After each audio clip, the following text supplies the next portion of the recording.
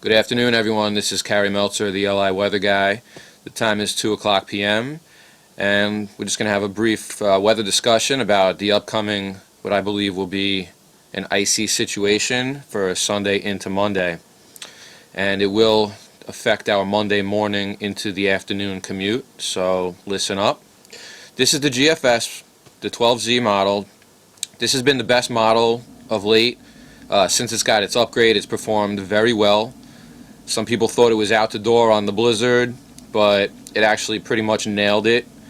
So, meteorologists have come to rely on this model a little bit more heavily now. There's some debate on if it's going to compete with the Euro, and it certainly seems to be. And one thing that all the models really are picking up on now is sort of this cold air damming. Very cold air up in Quebec is going to be seeping down and pulled into the system, and you can tell outside already, it's brutally cold out there. That air is going to be in place once this system makes its way. So likely cold air will be trapped at the surface as this warmer air kind of moves aloft, and we're just going to zoom into the New York area to give you a better idea. And this is 7 p.m. Sunday evening. As most of the precipitation will be well to our north, the precipitation shield will be starting to ooze down southward towards the area, and I don't really see a whole lot of QPF with this, but I do see periods of freezing drizzle, some more light to moderate freezing rain into Monday morning and into the early afternoon, but I really don't see a whole lot of precipitation with this. To give you an idea, this is the Weather Prediction Center's QPF estimate through Tuesday morning. We're right around 0.7 inches or so, and this is the Euro depiction of that, and it has the precipitation a little bit further north, less precipitation for this area, looking more like a quarter to a half inch. So again, over a 36-hour period, I think we're only looking at close to about a half inch worth of precipitation. CMC model comes in way north with all the precipitation, barely leaving us, this is the snowfall totals, but total precipitation, again, not too much, quarter inch or so. So I think this is shifting, the precipitation shield will shift further north, and we're not going to be looking at so much heavy precipitation, just a nuisance.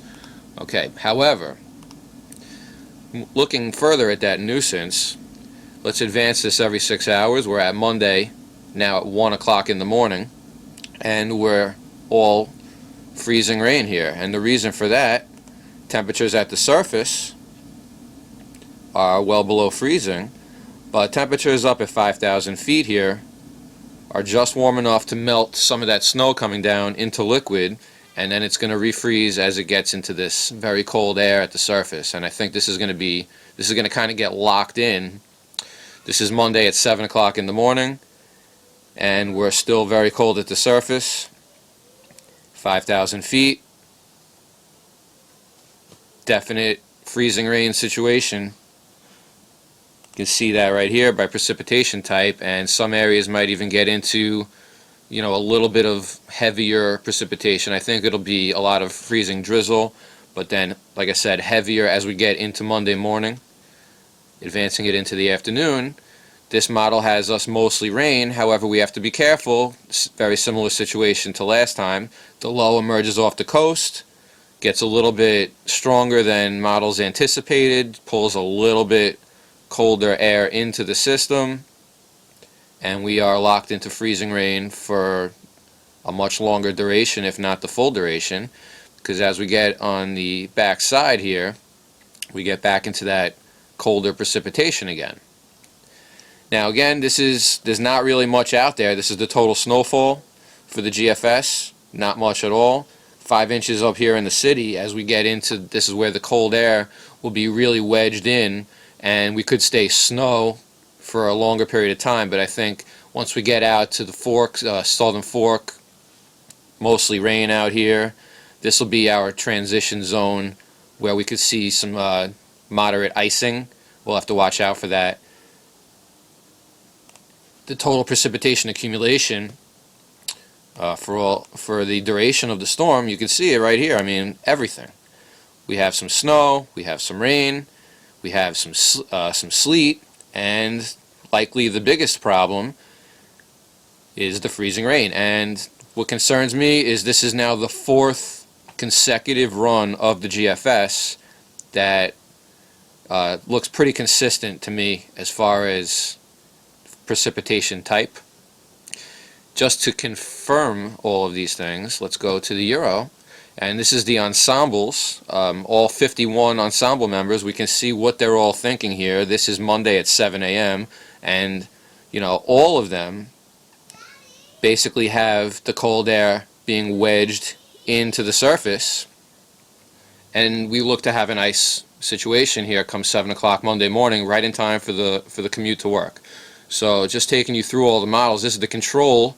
This is basically what is the best looking ensemble member of all, and it puts the low here in southwestern Pennsylvania, and it definitely, you know, pulls in the cold air into the Long Island, New York City, and certainly into eastern New Jersey area. Just stepping through some of the ensemble members, you can really see that they're onto that. You know, the position of the low, the main low may not be in the same exact place, the strength, okay, but we are all looking at that wedging of cold air being pulled in, okay, right into eastern Pennsylvania and into Long Island. I think, like I said, eastern South Fork might be more rain than anything, but the rest of us could be under some ice problems. Just going to the ensembles, just to give you an idea, this is the mean of all those ensembles for 7 a.m. where they think that the center of circulation will be, versus the control, which brings it in a little bit further north. So, you know, even if they come in with the average, which would be further south, that would be a colder solution. So what I think is happening is the models are working out all of this cold air up here, and they're really starting to get the right idea that this cold air is going to be a factor and be pulled into the system. Doesn't really take much. The cold air is sitting right there, so any kind of a low development is going to pull enough cold air to create an icy situation or a snowy situation. This is last night's UK Met, and just to give you an idea, I think this is not really going to happen because this model does not see any kind of a low emerging over the Appalachians. It's just kind of a blob of energy that just keeps on moving, clipper-like, not really deepening as it hits the coast. It's just, again, a prolonged period of precipitation, but because the low is weaker in this model solution, we are seeing more snow. So if the low was stronger, all of this precipitation shield here would be torqued northwest, leaving us with, you know, much less snow as the other models are seeing. GFS, CMC, precipitation shield is much further north. Going to the Euro. Again, you can see that a stronger low torques everything a little bit to the northwest, so we're looking at a little bit less snow. I actually think this is a pretty good model for snow right now between this and the GFS, so we're looking at much less out here on the southern fork, and you know, along the North Fork and down diagonally through the center of the island. I think that will be a transition zone with ice, snow, a little bit of rain mixed in, and we just have to watch out for that cold air that'll be wedging in to the system as well. So again, there's still about 60 to 72 hours until the event, so we all know that things can change, but it seems like the models are definitely locking into this solution. Thankfully, the precipitation does not appear that it will be heavy, just a nuisance, but we could get a nice coating to slicken everything up. And we remember how slippery the roads were last week during the ice storm.